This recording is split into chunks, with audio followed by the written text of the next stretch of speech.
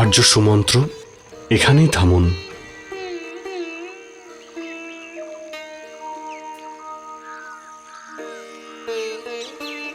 কিছুক্ষণের মধ্যেই সূর্যাস্ত হবে, তাই আপনারা অন্ধকার হয়ে যাওয়ার পূর্বেই অযোধ্যাতে ফিরে যান। আমরা ফিরে যাওয়ার জন্য আপনার সঙ্গে আসিনি। আমরা আপনার সঙ্গে সঙ্গে যাব রাম। কিন্তু কতদিন? 14 বছর পর্যন্ত। আমরা আমাদের রাজা রামের সঙ্গেই থাকবো। আমরা রাজা রামের সঙ্গেই থাকবো। যদি আপনারা আমাদের সঙ্গে বনে যান, তাহলে মাতা কৈকেয়ী কি ভাববেন? ভরত কি ভাববে? সবাই এটা বলবেন যে রাম প্রজাদের ভুল বোঝাচ্ছে। উনি যা ইচ্ছে বলুক, অযোধ্যায় উনি রাজ করতে চান তো করুন, কিন্তু প্রজাদের অন্তরে আপনি রাজা রাম হয়ে থাকবেন। सूर्य छुपा है तमसा घिरा है तमसा नदी तक आते आते राम करें अनुरोध अवध के वासी किंतु न लौट के जाते पूछ रहे पुरवासी पूछ रहे पुरवासी के रघुवर अपनों को यूं क्यों बिसराते राम सिया के लिए भी कठिन है तोड़ के जाना नेह के नाते राम सिया के लिए भी कठिन है तोड़ के जाना नेह के नाते আপনারা সবাই বিশ্রাম নিন। কাল সকালে উঠে আমি এটা নিয়ে সিদ্ধান্ত নেব। আর্য সুমন্ত্র, যথাজ্ঞা যুবরাজ। ঘোড়াদের খুলে দিন, ওরাও ক্লান্ত হয়ে পড়েছে। যেমন আপনার আদেশ রঘুনন্দন।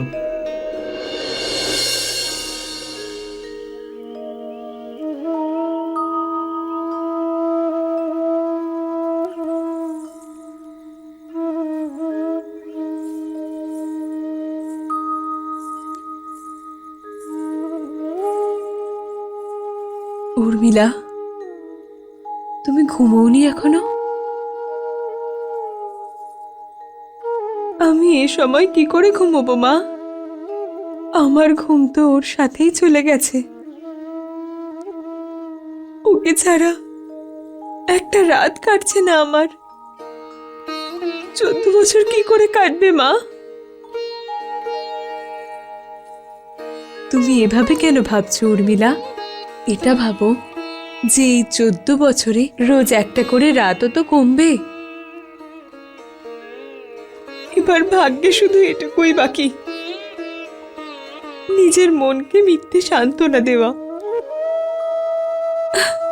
আর তার সঙ্গে ওনার প্রতীক্ষা করা। এই প্রতীক্ষার কবে অবসান করবে মা?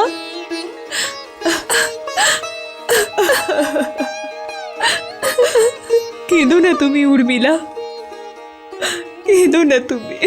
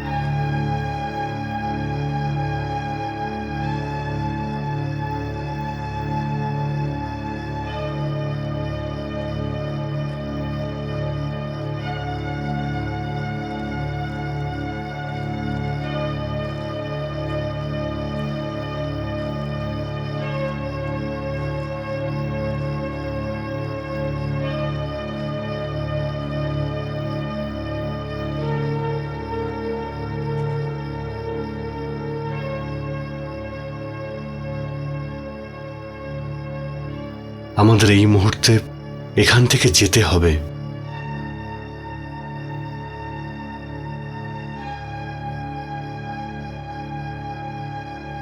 আমরা ওদের আমাদের সঙ্গে নিয়ে যেতে পারি না।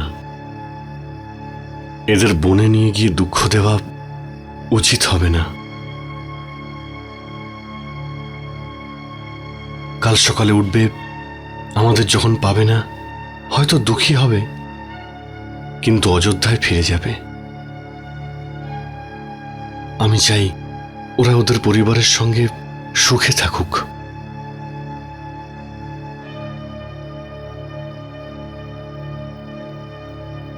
তোমরা আমাকে যা ভালোবাসা দিয়েছ, যা সম্মান দিয়েছ, তার জন্য আপনাদের কাছে আমি কৃতজ্ঞ।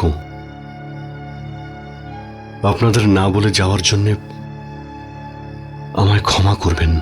কিন্তু জ্যেষ্ঠ,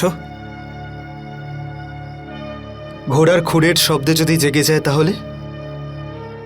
আর্য সুমন্ত্র, আপনি ঘোড়াদের নিয়ে কোনো শব্দ না করে একটু এগিয়ে যান।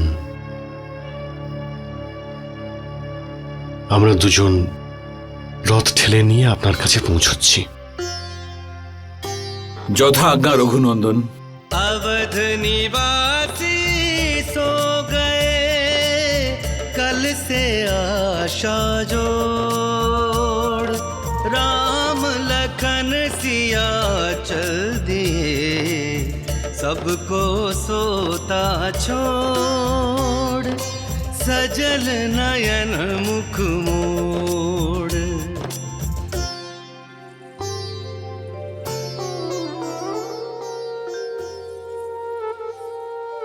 উর্মিলা,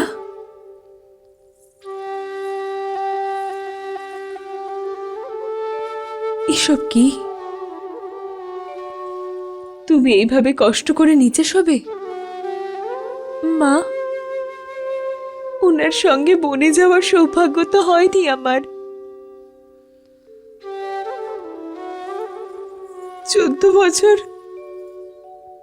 উনি আমার থেকে দূরে থেকে বনের ফলমূল খেয়ে বাঁচবেন, আর এভাবেই তো মাটিতেই ঘুমোবেন।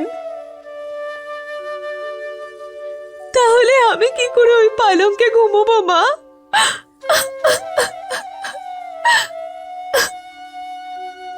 এখানে এখানে শুলে এইটুকু তো সান্ত্বনা পাবো বলো মা, যে আমি ওনার থেকে খুব একটা দূরে নেই। আর উনি তো আমার আশেপাশেই আছেন তো মা, আমার আশেপাশেই আছেন তো। কেঁদো না উর্মিলা।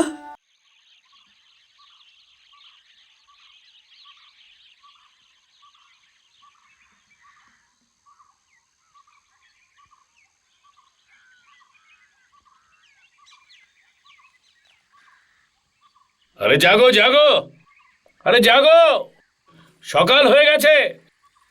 আরে রাম কোথায় গেছেন? যুবরাজ লক্ষণকেও পাওয়া যাচ্ছে না। আর সীতামা? আরে রথ তো দেখতে পাচ্ছি না কোথাও। মনে হচ্ছে উনি আমাদের ছেড়ে চলে গেছেন। রাজা রাম আমাদের ছেড়ে চলে গেছেন। আর্য সুমন্ত্র, আগে যুবরাজ। এখানেই থামুন, একটু বিশ্রাম নেওয়া যাক। যথা আজ্ঞা যুবরাজ।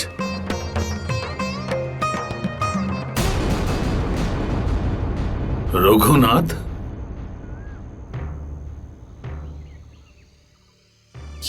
রথে সূর্যের চিহ্ন রয়েছে, কিন্তু সঙ্গে কোনো সৈন্যদল নেই।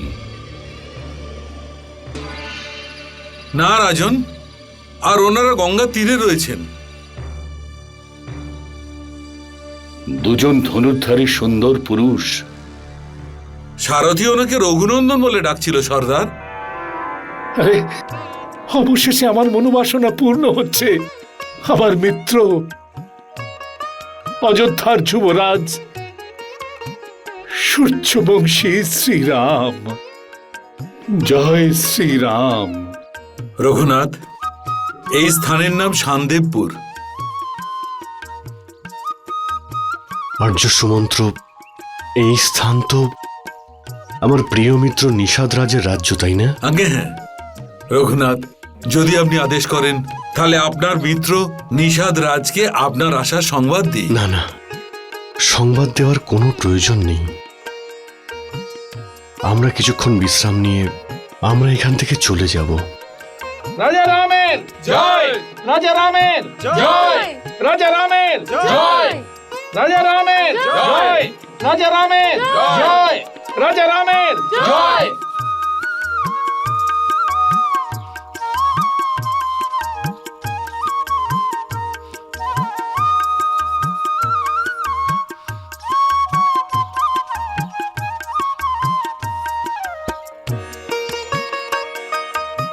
নিষাদ রাজ,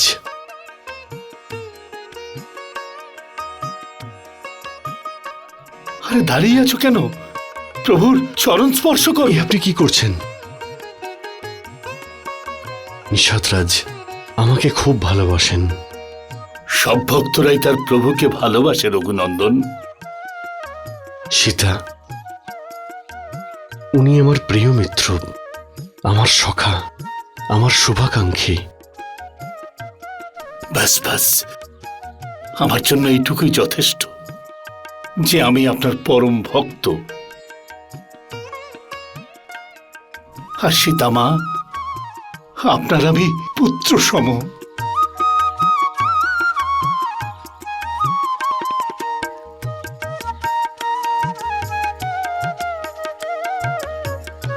প্রভু বসুন।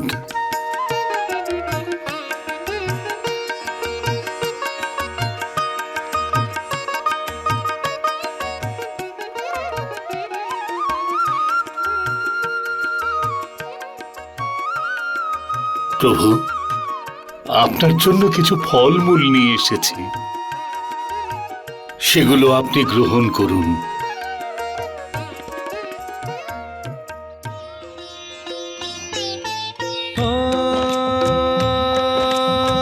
जन्म लिए का शुभ फल पाया, मित्र मिलन का अवसर आया। हम तोहार ही राज तोहार, प्रभु लघु भेंट करो स्वीकार। আমি সত্যি তোমাকে দেখে খুবই প্রসন্ন হয়েছি। সেটা তো আমার সৌভাগ্য প্রভু। আমি ধন্য হয়ে গেলাম প্রভু। তুমি, তোমার সমগ্র পরিবার, তোমার প্রজা সবাই ভালো আছে তো? আমাদের প্রভুর দেখা পাবার পর সুখী না হওয়ার তো কোনো কারণই নেই। আপনার দর্শন পাওয়ার পর আমার সমস্ত শরীর রোমাঞ্চিত হয়ে উঠেছে। আমার এই রাজ্য, আমার জীবন, আমার সমস্ত প্রজা সবকিছু আপনার জন্যই প্রভু। আমার পরিবার আপনার চরণ সেবক। যদি কৃপা করে আপনি, সীতামা আর ভাই লক্ষণ আমার নগরীতে পদার্পণ করে আপনি যদি আমার অনুগ্রহ স্বীকার করেন, যাতে সবাই আমার ভাগ্যকে ঈর্ষার চোখে দেখে। মিত্র, আমি প্রতিশ্রুতিবদ্ধ। প্রতিশ্রুতি পালন করার জন্য আমাকে বনে বসবাস করতেই হবে। বনবাস?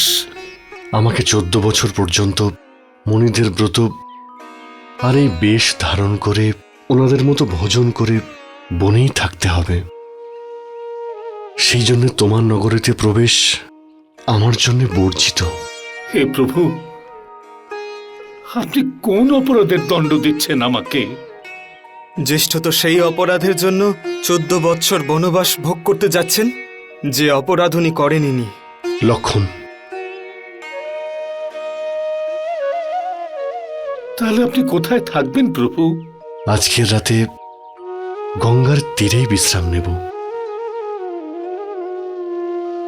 আর কাল প্রত্যুষেই গঙ্গা নদী পার করে বনে চলে যাব।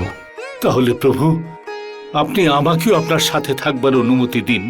তাতে আপনাকে সেবা করবার যে সুযোগ আমি লাভ করব, তাতে আমার সারা জীবন ধন্য হয়ে যাবে।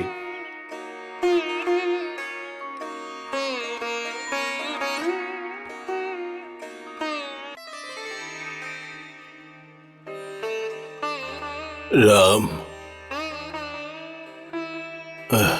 রাম, রাম, রাম, মহারাজ, রাম, কৌশল্যা, রাজ্যাভিষেকের সমস্ত প্রস্তুতি সম্পন্ন? রাজ্যাভিষেক? আমার রামের রাজ্যাভিষেক হবে, ভুলে গেলে কি করে তুমি?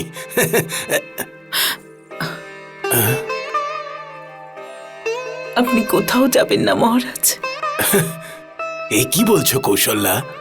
নানা দেশ থেকে কত রাজারা এসেছে, মিত্ররা, সামন্তরা এসেছে। গুরুদেব বশিষ্ঠ যজ্ঞ সভায় যজ্ঞ করছেন। আমাকে রাজ্যাভিষেকের সংকল্প নিতে হবে। যদি সময় মতো না পৌঁছই তাহলে গুরুদেব অসন্তুষ্ট হবেন আমার উপর। আমাকে তাড়াতাড়ি যেতে হবে। কৌশল্যা, আপনি এমন কথা বলেন, আমার খুব ভয় করে মহারাজ। ভয়? যে মায়ের পুত্র রাম, তার ভয় করছে?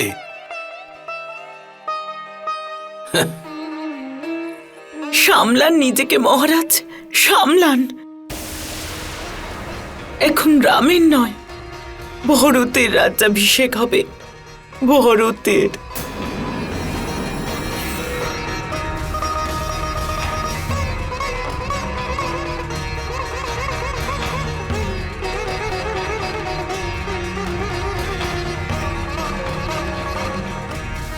রামকে তো আপনি 14 বছরের জন্য বনবাসে পাঠিয়েছেন।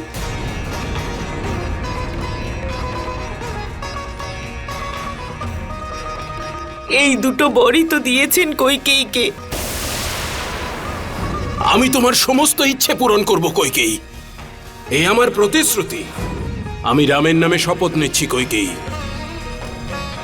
আমি তোমার সমস্ত চাহিদা পূরণ করব।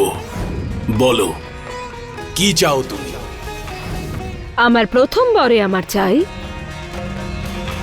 রামের নয়, ভরতের রাজ্যাভিষেক। আর আমার দ্বিতীয় বরে চাই রামের 14 বছরের বনবাস।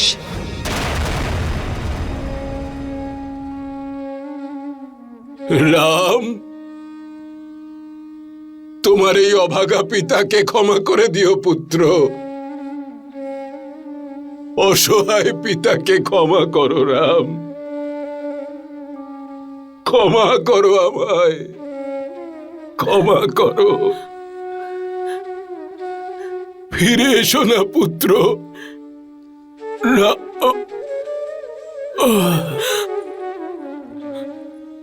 মহারাজ, মহারাজ,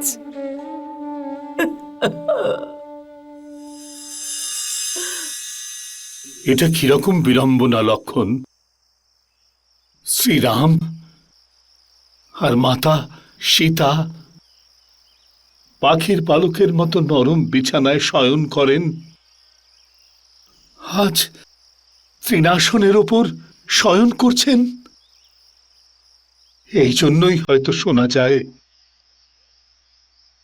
যে ভাগ্যের লেখা কেউ বদলাতে পারে না। যে মাতা কইকেয়ী নিজের পুত্র ভরতের চাইতেও বেশি রামকে ভালোবাসতেন, আজ তিনি রামকে বনবাসে পাঠালেন।